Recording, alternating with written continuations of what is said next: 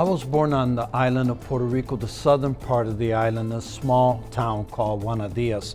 But my father was already here, so I was brought over as a small child, 5 months old. So I'm basically a Detroiter. I come from a Puerto Rican tradition, and my father was a musician as well as a couple of my uncles. When you look at the drums and the specific roles that the guitar playing my father played, as I got older, I realized that it was rooted in these Afro-Latino traditions. When we would do periodic trips back to the island, I remember I was 6 years old and experienced my first live bomba session. And what I mean by this bomba celebration is a communal celebration where people would form giant circles of people from that neighborhood or the town and would drum and sing and dance. To be immersed in that as a kid, and there's a giant bonfire in the Caribbean night and people are dancing and singing, that really changed my life. And the more and more I researched it, because some of my cultural activism, the more I became tuned into that aspect of my culture.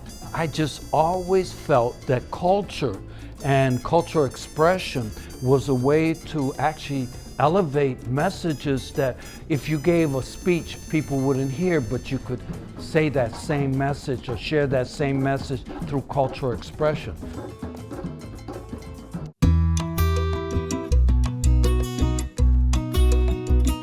I am Gumaro Armando Silvan, and I am the Executive Director for Multicultural Education and Counseling through the Arts, MECA. MECA is an art organization, has been around for 47 years in Houston. We use the arts as a tool to engage students academically, focus their energies and talents towards a brighter future.